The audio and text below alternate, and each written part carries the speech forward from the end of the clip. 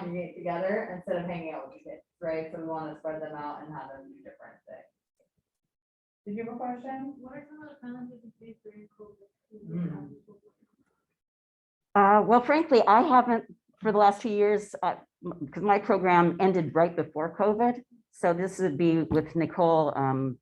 I can answer that one. Yeah. So, well, we did camp online. So I think I said this before is, I got tasked with doing an online program, for kids with autism, for our camps as well as our after school classes. So we had to really readjust. And I had a gaming club. So we'd be on Zoom and we'd have different breakout rooms where the kids are playing games interactively with each other. And a staff person is there to keep them socially appropriate and on task. So we would do that, but I also had a full-blown camp program, like a day camp online. I had kids from all over. I had some kids, I had a kid from Ghana, I had a kid that came on from Indonesia. He'd get on at midnight with us because there's no other program like ours at that point in time. So it was very weird on Zoom when they told me first, like, oh yeah, you're gonna do camp online. I said, what? How? So, but we made it work. I don't know how. My staff were amazing. That's the bottom line is I had folks that really dug deep and were able to figure out how to do this and how to do it on Zoom and how to make it fun and interactive and engaging. So that was a big challenge, of course, but I think we were pretty darn successful. So we had 135 campers last summer, and I probably had 90 to 100 kids online every week too. So, you know, it can be done. It's obviously not the preferred method of any camp or after school program, but we did what we had to do. So yeah, it was interesting though, that's for sure. All right, any more questions for Tracy? Who's got some questions? Yep. What would you say is your greatest strength and weakness? I'd say it was connecting with the kids, just because on my personal level with having sons with special needs, I got it. And I also knew what the parents were looking for too. So dealing with the parents, I was also a strength of mine. And the biggest weakness is when I did have to tell staff to actually do their job, and tell them over and over again. Yeah, so that was my biggest weakness. Other questions? What's your like favorite or most rewarding part of your Oh, that's easy. There's a number of times when you have this kid coming in to camp the very first day, they're like draped around their mom's or dad's leg and, you know, crying and not wanting to go. And then the parents are, oh, can I come in with them? And, you know, and you don't let that happen. No. So, but this one kiddo in particular, I mean, he was just fighting and screaming and crying for like 3 hours into camp. And at the end of the day, we took him, we had a ball pit room. And so you kind of eased him into all the different things. The next day, he came running in and just was, and he didn't want to go home, you know? So, I mean, that's the moments like that where you see that you've actually made a difference to the kid and to their family too. So. Let's say, did you have a question? Go for it. My question is, what's your like your role model? Oh, good question. Who is your role model, Tracy? Nicole. I thought you were going to say that. Yeah, no, Nicole definitely taught me a lot more because I didn't go personally to camp as a kid. So that aspect of everything, I did after school programs and things like that, but also a couple of my son's first teachers because I did volunteer as a, and was part of the parent association and all of that. And I was the room mom for a number of their classes. And when you saw these great teachers who really did care and made a difference, it helped direct me to teach and to interact with the kids the way I wanted my kids to be interacted with. So. Another hand over here at some point. Anybody else have a question for Tracy? All right, tell us about your master's program. That's what I want them to hear about, because I think it's a really cool opportunity and something very different. So tell them about your master's program. So I'm going through, it's Pacific Oaks College. It's, and that's what I've been doing during COVID. It's kind of been an ideal time for me to get it done. So I'm just working on my final applied research, and so within the next month I'll be finished. But it is a master's in organizational leadership and management, and you learn everything from all data-driven decision-making, human resources, everything that's involved in running a business, because you do need to have knowledge in all fields. If you're going to start a business on your own, you need to know how everything runs in each department. So you can understand your staff, you know how to direct them, and just to, well, the other thing is, if you don't get this type of a master's, you may be stuck always in like middle management. So if you want to move up in the world, it's good to understand every aspect of running a business. Do you guys understand what middle management is? Can someone give me an example of what a middle manager would be? Yeah, great. So like in my job, we have a lead, and then we have a supervisor. Mhm. So. Yeah, so there's gonna be direct care staff or folks that work directly with the clients or kids, mostly in our world. Then there's gonna be a supervisor or manager, right? And then there's going to be a supervisor above them. So the middle is this middle manager, right? So Tracy and I were much more middle management. And usually when it happens, there's someone above you and then below you. And what happens with middle management is you get squeezed, right? And a lot of people don't like that squeezing because it's tough, because you hear from your people that are in the trenches every day. And then the executives that know nothing about what's going on and saying, no, you cannot give raises, like things like that, right? So it is tough. And people have to figure out what works for them and what's not going to.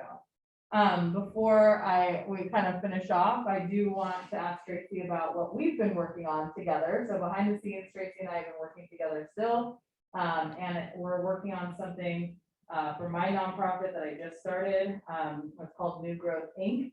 And what we're doing is creating, well, she'll tell you about it, is something called Camp Kelly. And we are going to be doing an inclusive camp program next summer. So Tracy, you want to tell them what you've been working on? A lot of different things about Camp Kelly. What have we been doing?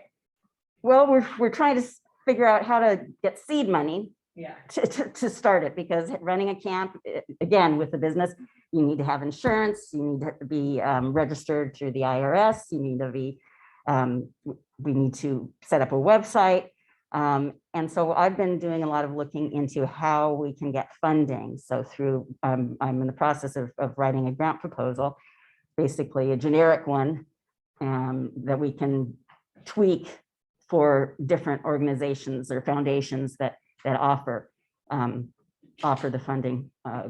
What is difficult is most of these big organizations want to donate to companies that have got a track record. So usually at least 3 years in business. And so that's challenging. We're looking into GoFundMe pages or PayPal as well. And there's a lot of celebrities out there that also have special needs children, and see if we can get them involved to help start us out. We also, our camp is going to be inclusive. So siblings can be there. Anybody else can be there. And well, Nicole wanted to also start the sports. Oh, yeah. So we're starting a sports program specifically catered to women. Because there's a lot of women that are trying to be more equitable among sports. A lot of soccer players, so like the women's soccer team is the best in the world and they get a portion of that. There was a meme the other day, side by side of Sue Bird. You know who Sue Bird is? She's like 5-time Olympian, maybe 6. She's amazing. Her pay next to LeBron's. Right? She's the best in her craft of basketball, and LeBron is LeBron, right? We all know LeBron. She makes about $500,000, and his was like $43 million.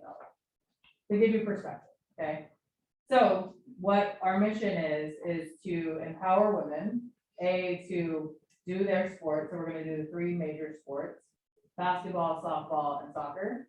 Because if I take on, sorry, Tatum, we're not doing water polo, right? But maybe eventually, but we're gonna tackle those first and have those girls, yes, they're doing their craft and their sport, but what they're going to do is mentor the younger children at Camp Kelly and teach them how to do it. And we're gonna have them kind of mentor and work together. These girls are gonna probably be like 12 to 18. So when it gets really competitive, right? Like you do water polo, Tatum, Yeah. when did it become really competitive for you? Like I started playing year round after middle school, so like 12. Yeah, 12, 13, right? That's when it becomes kind of, and that's what I'm trying to strive for, is have girls like that are probably gonna go on to college and play their sport in college and mentoring kiddos with special needs, as well as the other children that may not have special needs, but giving them a really cool camp experience. They're gonna be called Kelly's Captains. And what else are we doing? So we're also doing swimming. That's gonna be a big thing because many of my kids with special needs love the water, but they're not water safe. There's a big difference between loving water and being water safe. I've seen way too many times in the news, unfortunately, where a child with autism or something related drowns in the pool of water this deep. Okay, because no one taught them how to hold their breath. Right, so that's a big thing. My old agency would not have it because they were too big. And I just got the quote for the insurance and I'm doing it. So, because there's such a huge part, like, if you ever went to a camp program as a kid, you went swimming, but you did, right? So that's gonna be a big thing that we're doing as well. So Tracy is doing, or essentially her grad school project on Camp Kelly and on what we're doing.